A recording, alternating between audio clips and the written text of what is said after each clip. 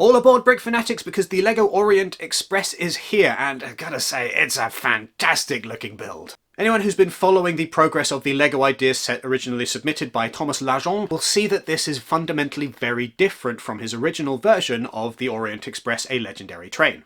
Most notably, the train has changed in colour from a dark green to a dark blue, and in size so that it now fits on LEGO Train Track, which is fantastic if you want it to whiz alongside all of your other LEGO trains. Both of these decisions were made for very good reasons, as explained to us by Jordan Scott, a LEGO Ideas designer who helped to turn Thomas's initial design into the finished set that we now have. In showing the set off to us recently at the LEGO headquarters, Jordan explained the process of turning this into a proper LEGO set, and explained some of the process of working with the license holder, Orient Express, and how they had very specific things in mind for what they wanted this LEGO set to be, right down to choosing the specific train that they wanted the team to base the design off of. While we weren't allowed to film Jordan's presentation, we were allowed to take as many photos as we liked, and we got a nice close look at all of the neat little hidden features and secrets within the carriages on the Orient Express. Apparently one of the very first things that the LEGO designers all agreed on was that they wanted to change Thomas Lajon's original design for the Orient Express to make it fit on standard LEGO track. This was apparently a decision to distinguish it from the LEGO Hogwarts Express, the direct-to-consumer's big one, which is, while absolutely gorgeous and very detailed, a little bit too wide to fit on standard track. And one has to assume that the LEGO group received a certain amount of feedback from that, as people said, hey, actually, we want this to fit on our regular track. Up front then, in their very first meeting with Thomas Lajon, they said, we want to change the scale of this, and apparently Thomas was absolutely fine with this and said, yes, let's do that. Jordan told us that fan designers are often exactly as involved as they want to be in the process of turning their initial project into a full finished LEGO set. Some fan designers will want weekly phone calls so that they can talk things through in exquisite detail, others will be a little bit more hands-off and just want to weigh in whenever there's a big decision to be made. But it's absolutely led by the fan designer and their particular preference for how much they want to be involved with that process. As a kind of tribute to Thomas, one of the minifigures that's included in the set is a little film director, because Thomas is himself a film director for his day job. And that's a wonderful little detail. You'll notice that of all of the minifigures, they're all of a certain era, and they're all a collection of wonderful, colourful characters. A little bit nostalgic, a little bit retro, a little bit of a throwback to kind of the 1920s or 30s, depending on where you want to place them, and all at around the same kind of time period as Murder on the Orient Express. However, this set is not supposed to be deliberately a set based around Murder on the Orient Express. It's just that the LEGO designers knew that that's the kind of era that we often think of when we think of the Orient Express, whether or not there's actually been a murder that's taken place. The minifigures then are all a collection of wonderful, slightly eccentric, slightly exaggerated caricatures of people from that kind of time period, and they do all look absolutely spectacular. Some of these are just delightful to see. Whether or not any of them is secretly a murderer, that's up to you and the way that you stage your particular set.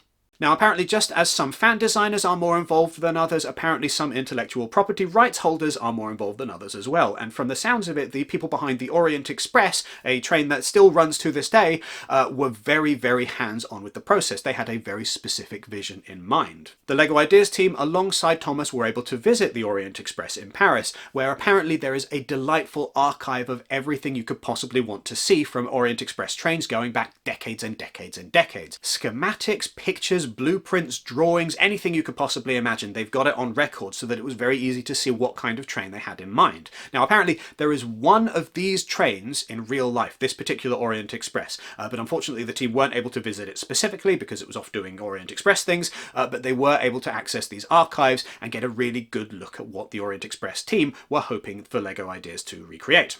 Now, if there is one disappointment with this otherwise genuinely spectacular train, it's that it is not motorised right out of the box. According to Jordan Scott, the LEGO designers did everything they possibly could to try and get this so that it could be motorised immediately, and they just couldn't manage it because of the weight of the thing. They said that it would have been possible if they had removed one of the carriages, but if you lose a carriage, that's an entire giant chunk of this set that just kind of disappears, and with the two carriages, it's just too heavy to be motorized as it is. However, Jordan said it's entirely possible that enterprising LEGO fans are going to find a way to motorize this. To that end, there is one potential avenue that the LEGO designers suspect fans will want to explore, which is that the tender for the train engine is hollow on the inside. This wasn't specifically left hollow to make it useful for putting in a motor, it just happened to work out that way.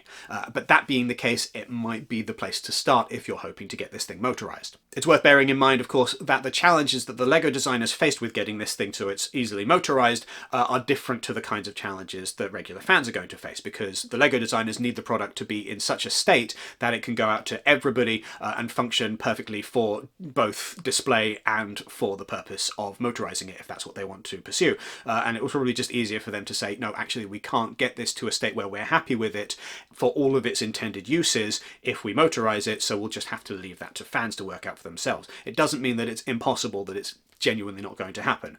So think of that as you look at this set, and bear in mind that it is probably possible, it's just probably going to take a little bit of work. If you're wondering about new elements in this set, by the way, there are two. One of them is a coupling, which is used between the train carriages, and another is a relatively simple element that allows for more sideways building, allows things to kind of go up, and is used around the windows. Recolours are particularly fun here.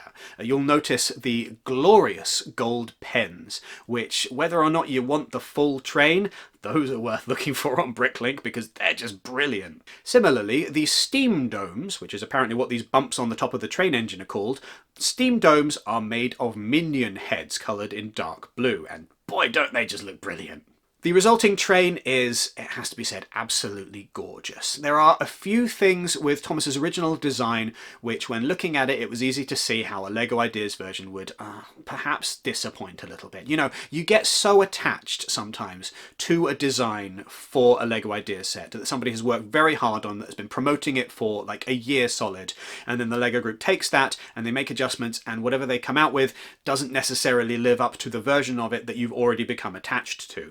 But every now and then you get one like this, where every change that's been made feels like it's been made for a very deliberate reason and adds and elevates the experience. It just makes it more delicious as a full package. Absolutely, this train works. It looks gorgeous. One final piece of trivia. This set's name, Sapphire Star, is a specific and deliberate reference to Emerald Knight, a previous LEGO steam train. That's wonderful. It's not a thing they needed to include, but they knew that you would want it, and they put it in for that reason alone. This then is the Orient Express. Do you absolutely love it? Are you a little bit cool on it? Let us know in the comments down below. But make sure that you also use our affiliate link in the description, or use this QR code that's on screen right now if you are going to purchase this or any other LEGO set, because doing so gives us a little bit of a kickback when you use our link, and it allows us to keep doing these kinds of videos. Also make sure that you sign up to our newsletter at brickfanatics.com, use brickfanatics.com for all of your LEGO news, and make sure that you do the regular YouTube things here. Give this video a thumbs up, make sure that you subscribe, hit the notification bell, etc, etc. Anyway, that's all for now. Thank you very much for watching.